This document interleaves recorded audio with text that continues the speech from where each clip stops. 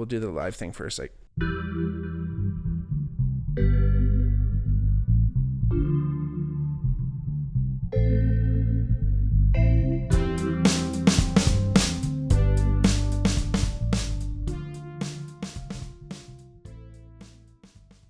hey everybody, welcome back to the Bigmark podcast. It's me, your host, Bigmark. If it's your first time watching, welcome. If not, welcome back. Like I always say, if you ever wanted to reach out to the podcast, let us know about anything. If you wanted to hear about a topic, if you wanted to let us know what you thought about one of our episodes, or if you wanted to come on one of those episodes, please join us here. I always love to have my friends and, of course, new friends and strangers and everyone out there. Love to have you on just to shoot the shit. Again, no pressure, but reach out to me at the Bigmark podcast or at the Bigmark pod on Twitter or Instagram. And then if you, what you're doing right now, watching and listening, wherever you are, you're supporting the podcast. It's the best way you can do it. And I thank you. I thank you for your time. If you do want to continue to support the podcast, like and subscribe to the channel. If you're watching, like the video, I should say, and subscribe to the channel on YouTube. And rate the podcast where, if you're able to, on Apple Podcasts and Spotify and things like that. But again, I thank you for your time. You can check out our Patreon, patreon.com/BigmarkPod, if you want to go that extra mile. But thank you so much. I really appreciate each and every one of you for being here. The topic we're going to be covering today, and the person we're going to be talking about, is Justin Trudeau. It's somebody that I kind of was wrestling with even necessarily doing this podcast, but in light of his resignation and kind of everything that went on, it's kind of interesting. And politics is a tough thing because it's a very polarizing subject. Everyone knows it's obviously a very polarizing subject, and it's like, fuck, man, I can see why people really hate this guy. Unfortunately, right now you can't find too many people who liked this guy. But as a person who fully admit I voted for him back in the 2015 election, I was one of those youths that I don't know, man, lied to, I guess, or disenfranchised. I don't know what you want to call us. But as Canadian people, I feel like, again, we kind of got hoodwinked a little bit here. Now, don't get me wrong. I'm coming from a place of not necessarily having a lot of political knowledge. Again, it's kind of somewhere where I don't necessarily want to know. I don't even want to know too much. Because, again, these things just get greasy and people get all fucking... And I understand it, man. People, it's your country. It's the place that you live. It's your well-being and potentially your livelihood, depending on where you work, how you work, your taxes, fucking, home health care for the elderly, health care for your children, child care, education. There's so many different facets that, again, are so important in your daily life, and you have to know and affect each and every aspect and facet of your life, that it is something that you need to be aware of. You need to be, you need to have your ear to the fucking ground, man. And again, it's something that I know I'm not necessarily someone that's going to go deep, because it's a fucking deep and twisted web, man. It's a twisted web when it comes to world politics, let alone our own country's, federal politics, right? The way our country's run. Now, it's obviously running in a system that's old as shit. Just as much as the system in the States is fucked up, our parliamentary system is based off some old French shit and some Roman shit on top of that. So, and maybe the Greeks probably at the top of the fucking hill, but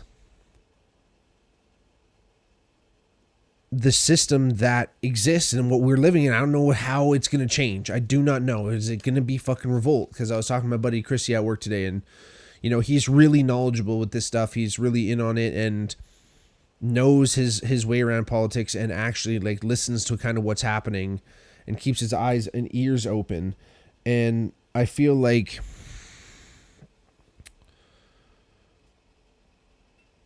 I love my buddy Chrissy, and it's great to have these conversations and learn this stuff. But again, it can go so deep, and you have to be so aware and so knowledgeable and understand history and understand current events and like where things possibly could be going and stuff. Because obviously, history kind of maybe doesn't repeat itself, but it at least rhymes. And, Pierre, I think there's been two prime ministers who've died in office. And every other prime minister has technically resigned or retired and resigned to retire. So like even his dad did, even Pierre Trudeau, the father of Justin Trudeau, also resigned as well. But he basically just retired. But he's one of the only prime ministers to serve like 2 non-consecutive terms. Even though his son was almost in for 10 years, he basically just bit the bullet on that. But, again, there's something when it comes to politics that can get people going and get people revved up. And I wish it didn't get to that. I wish it wasn't that, but I feel like that's how frustrated people are at the base level. Again, we're talking about Trudeau at the top of the fucking pyramid, looking over everything. And the people like on the ground level are just frustrated, man. They're just hair trigger ready to snap because there's this, politically speaking, if anyone is aware of what's going on, or at least has been listening to what's being told to us, we're being told that if you're not a part of the same political party, or, you don't necessarily subscribe to those same ideas, you are my enemy. And that's a dangerous place to be. That's not the case, man. We probably agree on fucking 90 to 95% of the things. It's just the 5% of stuff that pisses the fuck off. And I get it. And that's the stuff we need to focus on. And that's the stuff we need to go. But we can't have these major swings in political change.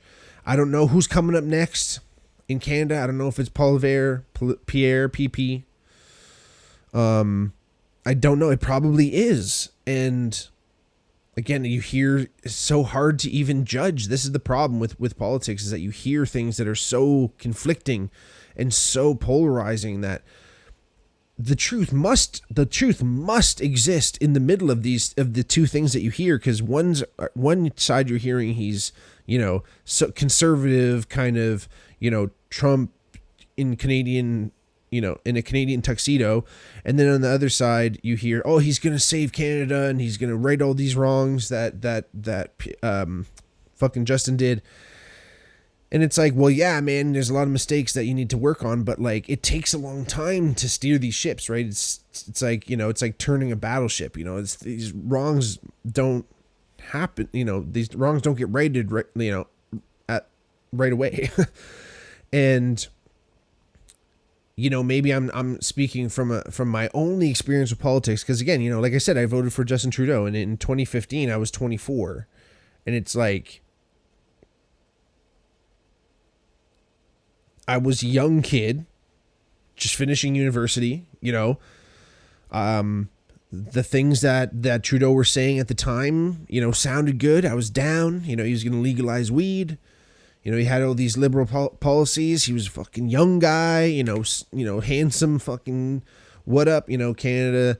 We're not just like pussies, fucking sorry for our, for existing, whatever we are sorry for.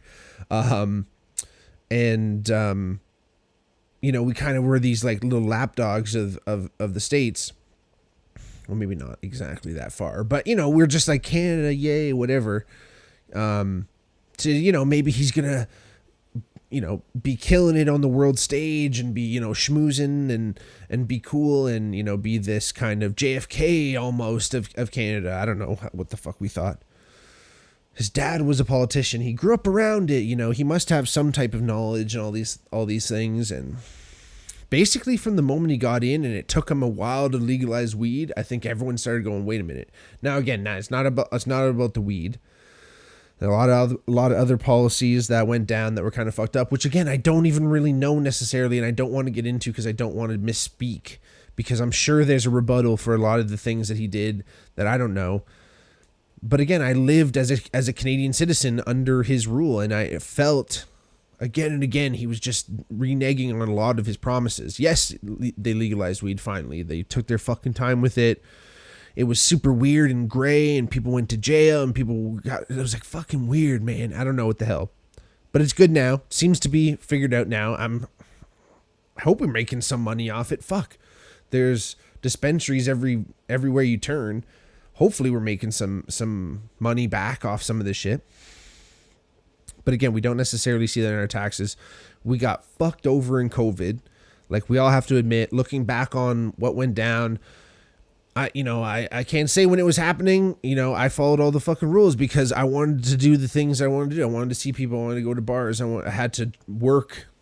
Work I did. I was going from bar to bar. Like, it's just like, hey, let's get back to living here however it does. And if fucking I'm sterile now or whatever the vaccine's supposed to do to me, so be it. I lived my life and here we are. But I know looking back on it, it's going to be fucked.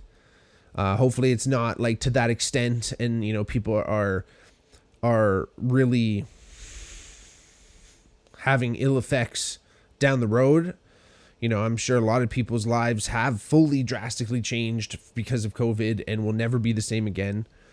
In a lot of ways, life has fully changed again, and it was this weird stasis time for so many people. Just fucking what's gonna go on, what's happening, who knows? Let's just keep watching TV. Let's just keep ordering Uber Eats. I don't know what to do. Let's just plug on. And luckily I had a job that I was able to continue to work. I couldn't imagine if I wasn't able to work and I had to just fucking sit there and just collect a check. And I don't know, man. I would have had a good time watching TV and fucking shit for a bit. But man, a lot of people were shook.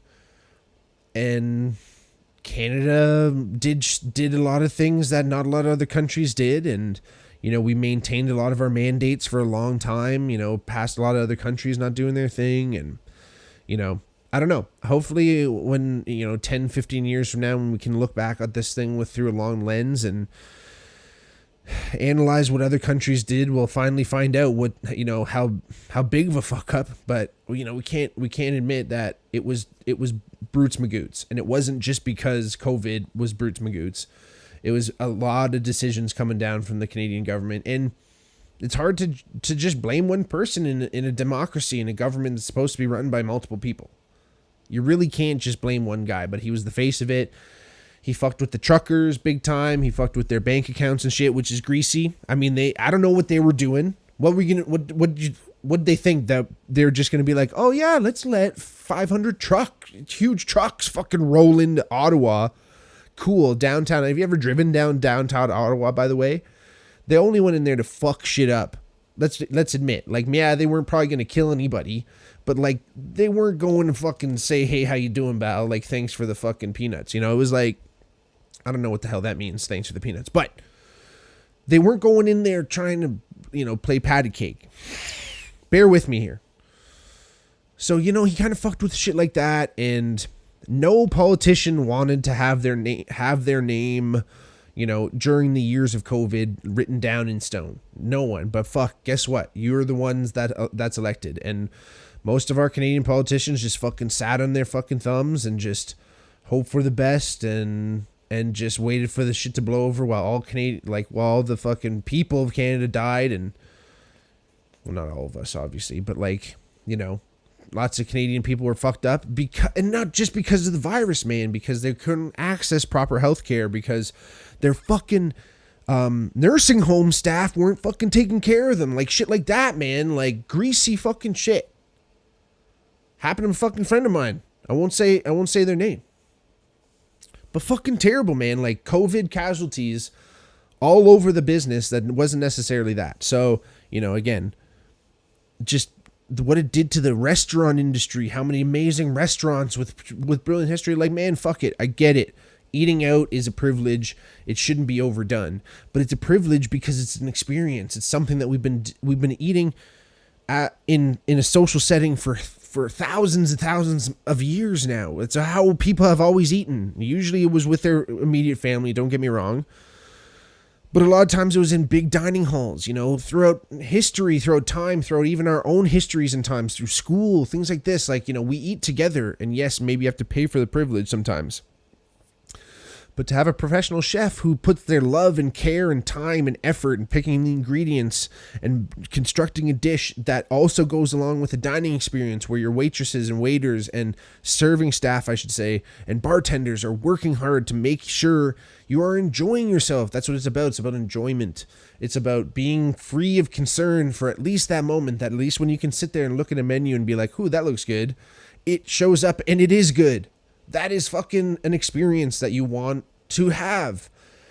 And all that shit fucking didn't happen because of a lot of the decisions that went down during that time. And again, fucking Justin Trudeau's name is on the paper. So you fucked up, bro. But on top of that,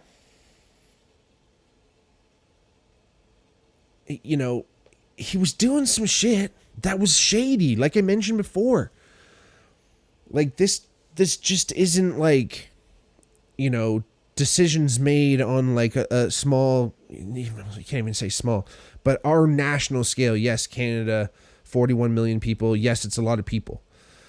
And yeah, you can talk about immigration and all these things and how that's affected things and foreign buyers and all stuff. But a lot of that was mixed in because Trudeau wanted to make Canada look good or whatever. I don't know, man. I honestly, again, talking to my buddy Chrissy, I think he just got fucking played by China and like these bigger players and Trump even, man, because Trump kind of fucking was like, fuck you to a lot of the shit that Trudeau was doing.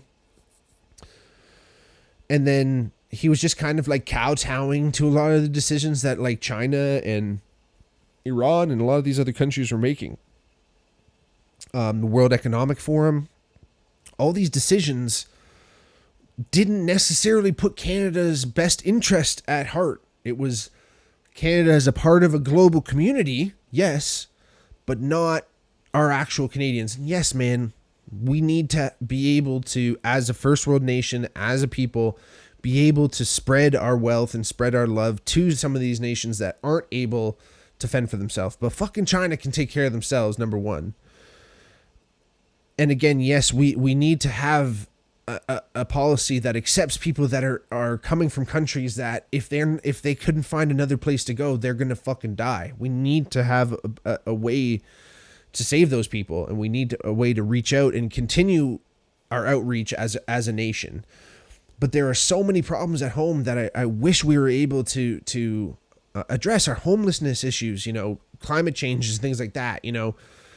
Even whatever you want to say about climate change, just environmental issues, you know, climate change has become this synonym for environmental issues, man. You know, where's our fucking garbage going? What are we doing with the recycling programs, man? Do they exist? The more and more I hear about this shit, fucking recycling programs, man.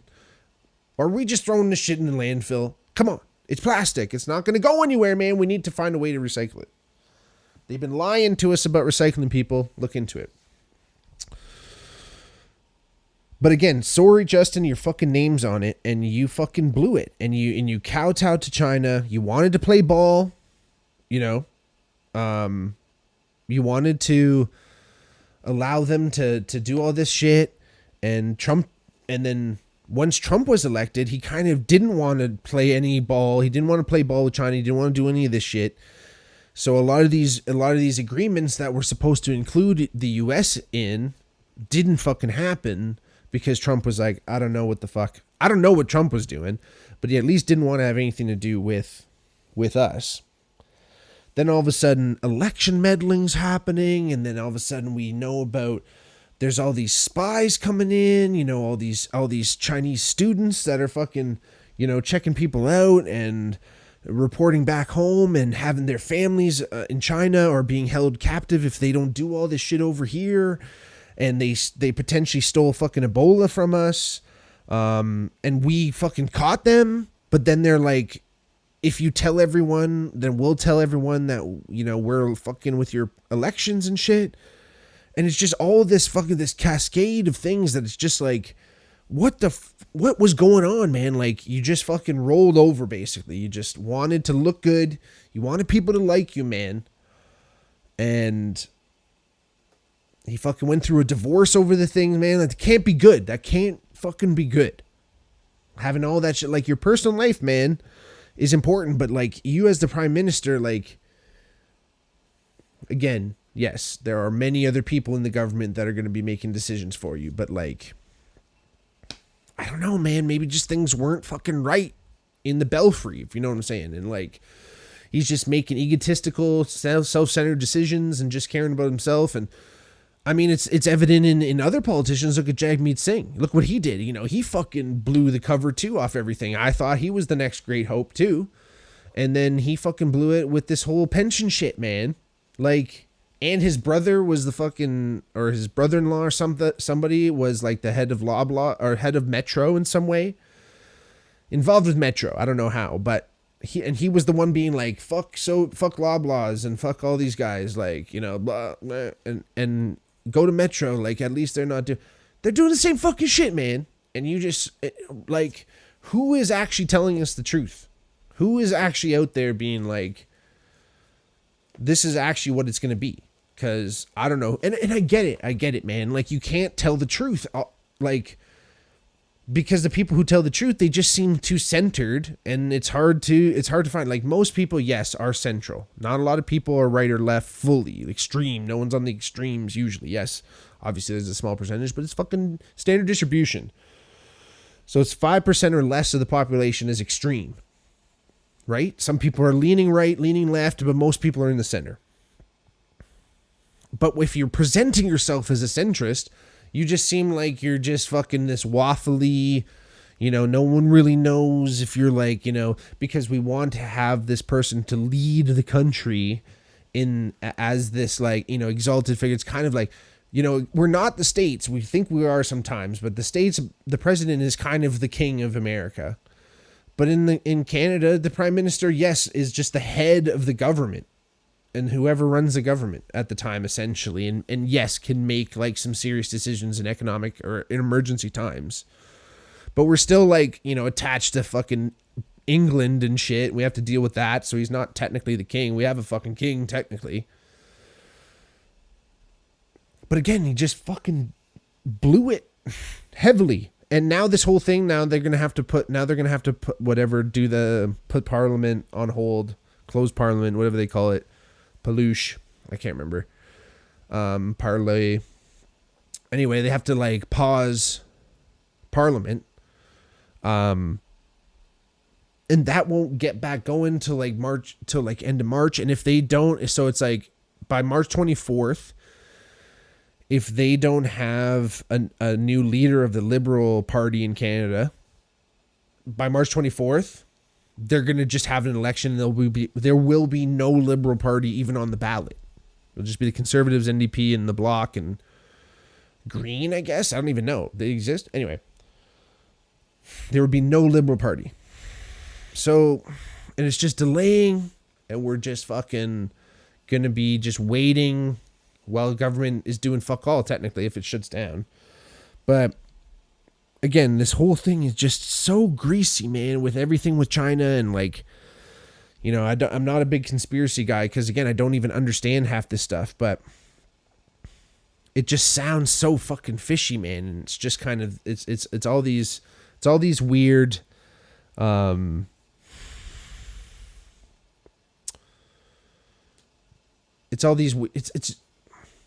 these weird theories kind of come from a place where people are unsure about what's happening, so their imagination kind of fills in the gaps. You know, yes, there is a lot of information out there that has turned out to, you know, that was once considered a conspiracy is now considered true. And again, a conspiracy theory is a real thing. There's been a lot of conspiracies that have happened. A group of people have conspired to do a lot of things. It's a historical fact.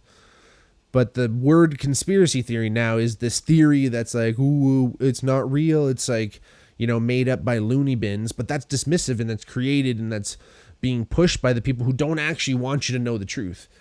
Because there is shit that the government holds back. And there is shit that needs to be held back. I agree. There is shit that has to be held back. But again, because if you tell everyone everything, they're going to go fucking buy all the toilet paper all at once. If that's one thing we learned from fucking COVID, is that people will panic when they think the end is near. So as a politician, you fucking know this. And as a politician, yeah, there's been no revolutions in North America. But if they know anything about their history, there's been plenty of bloody revolutions over history, and guess who gets fucking their head chopped off? It's the politicians. It's not the other way around. So, well, sometimes I guess it is the other way around. I shouldn't say that. Anyway, again, people are afraid to have their names attached to bad things, so they just cover their own ass. People that want to get into politics are the last people that should be in politics. That's the scariest thing. You know, I just watched Gladiator again for the first time in a long time, I should say. And at one point, Marcus Aurelius looks to Maximus and says, "You should be the next Caesar. I want you to take my throne when I die." And Maximus says, "No, I don't want to." So the last thing he wants to do is that. And Marcus Aurelius says, "That's why you should be Caesar." And that's the scariest part. I think the last person who was 100% in that position was George fucking Washington, I'm pretty sure. Because he wanted to be like a triumvirate or like 4 or something like that. But like, you know, it was something that he didn't want to do, but he knew he had to do. Not someone who begs and wants, or someone like Trump who wants to just be the fucking best and just wants to get to the top of the hill. It's not that. That's not who we want, or you should ever want as a leader in any case.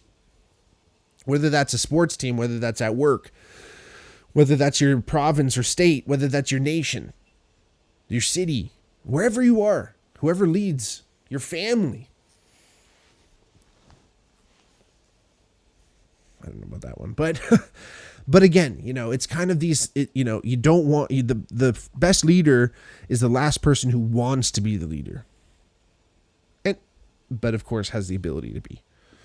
And that's rare. You don't find that a lot, man. You see that in hockey captains, you see that in sports captains every once in a while, where it's kind of like, oh, this guy's like, he's a strong leader, you know, he's not